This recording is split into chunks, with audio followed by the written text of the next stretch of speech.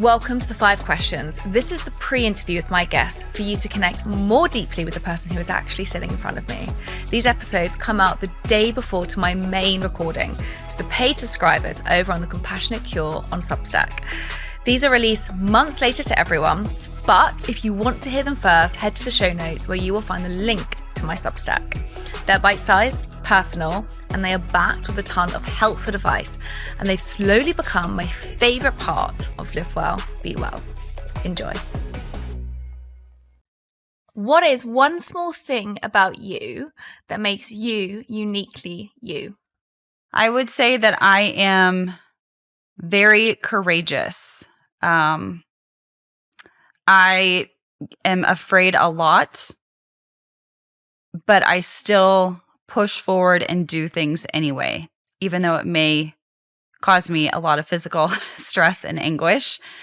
But I'm very fearful and anxious, yet very courageous. I love that. I think when you're courageous, it does bring fear because you're pushing the boundaries. So you can't be courageous without fear. No, I think I'm always on that edge. That means that you're a very big personal development growth person, which is just what we want on this show. Oh, great. Okay, good. Okay, so the next one is about overcoming resistance. Okay, so what's been the most persistent area of resistance in your life and how did you overcome it? Oh gosh, I'm going to cry on this one. You got me on the second question. My journey to having my son. It was a very long, arduous 6-year process filled with a lot of uncertainty, loss, lack of control, lots of triumph and tribulations. And it kicked my ass, to be honest. And I had to accept and swallow a bunch of things in order for him to get here. But he's here now. So. And he's well and he's healthy? Yeah, he's going to be 2 in May. But he's just the love and joy of my life. But it was a hard-fought battle to get him here. Yeah, I think that's something that so many of us don't talk about. And we only ever see kind of the outcome, but not the pain to get there. Well, congratulations and thank you for sharing that. Because I'm sure many women will relate to maybe a really hard, long journey. Can I just ask, what was like one of the hardest parts of that? What was like something that you really struggled with? I struggled with it not being controlled by science. As a science person, I thought if we do these protocols, if we follow these procedures, science is science and biology is biology. And so therefore it should work. But there's this whole other thing called, the mind and the spirit, and the subconscious that plays such a big role. And I underestimated the role that plays in this. And if all 3 aren't in alignment, you can push as hard as you want on biology and science, but it's not going to go anywhere. And that's what happened with me. I mean, that feels very relevant to the title of The Compassionate Cure, which is what this is all about, like connecting that other element. And I'm so pleased that you mentioned that word protocol because it's thrown around so much. And yet we disconnect from one of the most important things, which is like ourselves during that process. For sure. For sure. So maybe this will relate to that question, but what's been the smallest change that has brought the most ease into your life? Smallest change. I would say I think it's a small change, but yeah, it has a big impact. I think that's what you're asking is going to bed when I'm tired. I think as entrepreneurs, right, we're used to pushing and pushing and pushing and pushing some more. And when you have a child, for example, you never know what that night is going to bring you. They may sleep through the night, or they may wake up every hour or just once, or they may decide to get up at 5 a.m. instead of their normal 6:30, 7 o'clock bedtime. And so in the past, I used to push beyond when I was tired and try and stay up late and finish those little extra emails. But now I am very much of the mindset of he's in bed. Now it's my time to unwind and I go to bed. Even if I have friends and family over, it's nighttime. So, but that's brought me a lot of rest, peacefulness, and actually less stress too. But I'm an advocate. I get 8 hours of sleep almost every night, which is great. I love that. I mean, I wear, I've recently just gone back to it. I took it off for about 2 years and I've recently gone back to my Aura ring. Yeah, you see, you've got a Whoop. Not that we're either us, not that I'm paid by these at all. But I took it off because it was spinning me out too much for a bit. But actually, I have just returned from Puerto Rico on holiday. Well, I say I was on holiday, I was on a work trip. But it feels like it's holiday because it's a hot country compared to London. And I came back and my jet lag was not great. And I actually couldn't charge my phone because it had water damage in it last night that I realised. So I put it on my stand that's outside of my hallway where I've got a charger that connects to the back. And I was like, I actually haven't got an alarm. And then I had this like freak out moment where I was like, I'm not going to get up at like my usual early time. Anyway, then I said to myself, you have not slept properly in the last 3 days because you've been all over the place with your jet lag. So do you know what? You haven't got anything that's urgent in the morning. I'm just going to put it on like the side outside and sleep. I had one of the best nights sleep ever because all of a sudden it was like this friction that was put there so I couldn't be on my phone. But when I woke up, I'd actually slept properly. And it was one of those things where I was like, wow, I'm more productive today than I've been all week because I've actually had proper sleep, but I actually allowed myself to sleep in. So the irony is I've had less hours in my day, but I've done more work than I have done by getting up and berating myself because I've been told in my head, you've got to get up at 7 every day or you're like lacking and you're slacking. So it's like ironic, like the power of sleep and what that does to you. And there's really nothing, what I find is like, just because I didn't send that email at 9 o'clock at night or at 5 a.m. when I got up, nothing happened. Nothing catastrophic happened. Everything is still fine and everything is still moving forward. So, yeah, I'm a big proponent of sleep.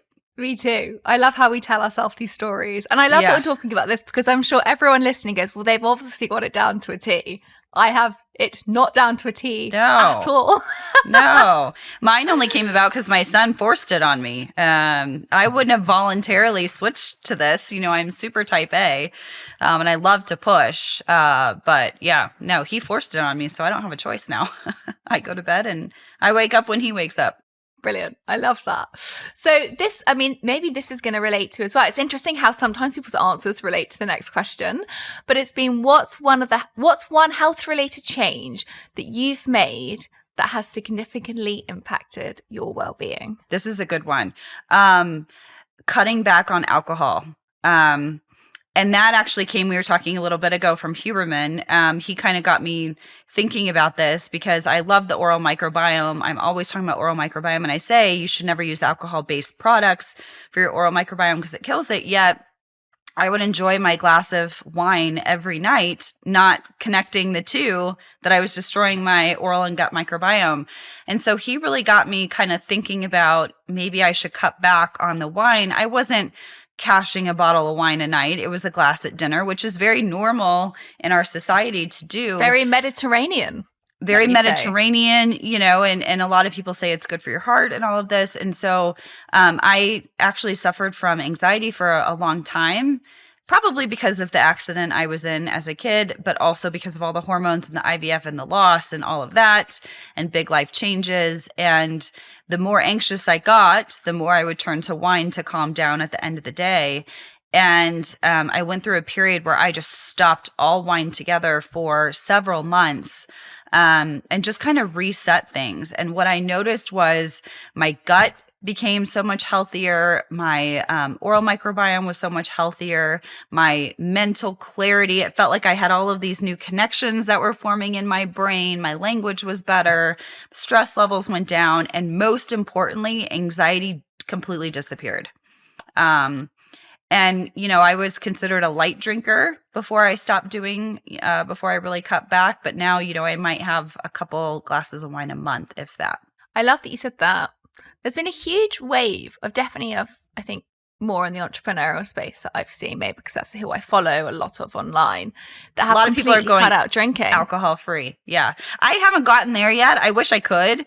But, you know, sometimes you go in these situations and it's just like, oh, you would love a glass of red wine, you know, with a big fancy dinner or a celebration or something. So I haven't gotten completely dry yet, but I'm pretty close. Yeah. But I think also that, you know, it's the same with food, right? We shouldn't be eating like ultra processed food, but every once in a while, you know, a birthday cake comes out and you want to like have as much of that as possible because you're enjoying it. So it's similar to alcohol. But I find it so interesting when you said about mouthwashes, because people will go, what, there's alcohol in a mouthwash, but it's obviously ethanol, right? And it's not always labeled as alcohol on the back. And so unless you have that understanding, it can be really hard to navigate. But I used to always choose, and this will come up more in the main episode, I'm sure, but I used to always choose mouthwashes that like burn my mouth, that hurt my mouth. The more it burned, the cleaner you felt, right? Like I did that too. And I worked for a dentist as an assistant back when I was in high school and college.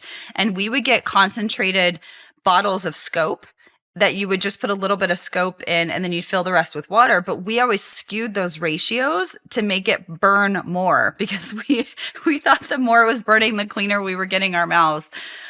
But actually a fun little, not fun, but a little fact here is that mouthwashes and actually cold medicines like NyQuil and things like that are some of the things that are prohibited in rehabs. Because a lot of people that are addicts or alcoholics, when they go to rehab, they'll sneak in mouthwashes and cold medicines that have alcohol in them because that's how they're able to get alcohol in their system.